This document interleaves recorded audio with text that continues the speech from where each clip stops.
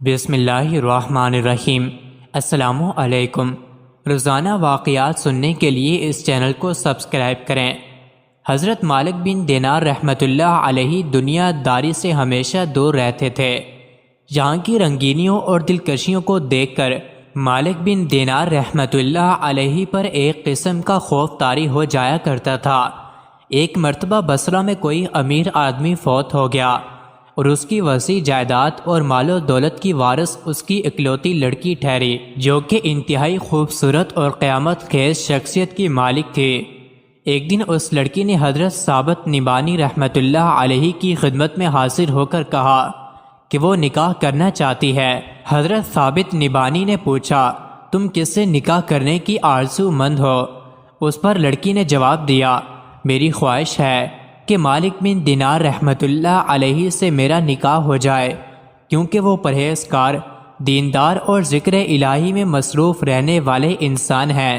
میں ان سے اس لیے شادی کرنا چاہتی ہوں تاکہ دینی کاموں میں وہ میری معاونت کر سکیں۔ چنانچہ حضرت ثابت نبانی نے اس لڑکی کا پیغام حضرت مالک بن دینار تک پہنچا دیا، جس پر آپ نے فرمایا کہ میں تو دنیا کو طلاق دے چکا ہوں، اور چونکہ عورت کا شمار بھی دنیا میں ہوتا ہے، اس لیے طلاق شدہ عورت سے نکاح جائز نہیں ہے۔ ایک مرتبہ حضرت مالک بن دینار رحمۃ اللہ علیہ ایک کشتی میں سفر کر رہے تھے۔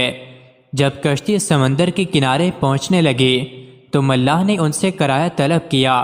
انہوں نے فرمایا کہ میرے پاس تو تمہیں دینے کے لیے کچھ نہیں ہے، اگر ایسی بات تھی تو مجھے کشتی میں سوار کرنے سے پہلے کہہ دیا ہوتا تاکہ میں سفر کے لیے کوئی اور وسیلہ تلاش کر لیتا۔ ان کی یہ بات سن کر کشتی کا مالک سخت بدتمیزی اور بد کلامی پر اتر آیا۔ اس نے آپ کو اس قدر مارا کہ آپ پر غشی طاری ہو گئی۔ کشتی والا بہت ہی ظالم اور سنگ دل انسان معلوم ہوتا تھا۔ اس نے اس پر اکتفا نہ کیا، بلکہ جب آپ کی غشی دور ہوئی تو اس نے آپ سے دوبارہ کرایہ طلب کرتے ہوئے کہا کہ اگر تم نے کشتی میں سفر کرنے کا معاوضہ ادا نہ کیا تو میں تمہیں دریا کی طوفانی موجوں کے سپرد کر دوں گا۔ ابھی اس ملاح نے اپنی بات بھی مکمل نہ کی تھی کہ اچانک کچھ مچھلیاں منہ میں ایک ایک دینار دبائے پانی کے اوپر کشتی کے پاس آئیں۔ آپ رحمت اللہ علیہ نے ایک مچھلی کے منہ سے دینار لے کر کرایہ ادا کیا۔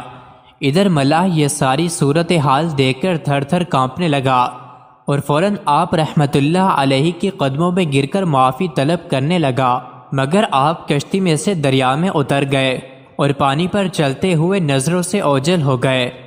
حضرت مالک بن دینار رحمت اللہ علیہ میں لوگوں کو پرکھنے اور ان کے باطن کو سمجھنے کی صلاحیت تھی۔ ایک مرتبہ حضرت مالک بن دینار رحمت اللہ علیہ کسی مریض کی مزاج پرسی کے لیے تشریف لے گئے۔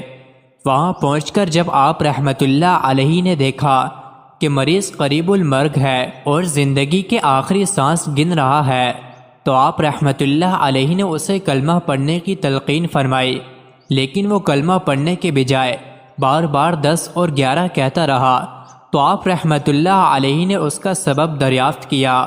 آپ نے جب ایک مرتبہ پھر کلمہ پڑھنے کے لیے کہا تو مریض نے نقاہت کے عالم میں بتایا کہ جب وہ کلمہ پڑھنے کی کوشش کرتا ہے تو اس کے سامنے آگ کے 2 پہاڑ آ جاتے ہیں اور آگ کے شعلے اس کی جانب لپکتے ہیں۔ حضرت مالک بن دینار رحمت اللہ علیہ نے مریض کے پاس کھڑے دوسرے لوگوں سے پوچھا، کیا یہ شخص سود کا کاروبار کرتا ہے؟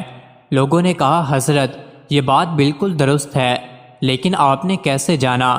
اس پر حضرت مالک بن دینار رحمت اللہ علیہ نے فرمایا کہ جس شخص کو دم آخر دشواری نظر آئے تو سمجھ لو کہ وہ کم تولنے والا اور سود کھانے والوں میں سے تھا۔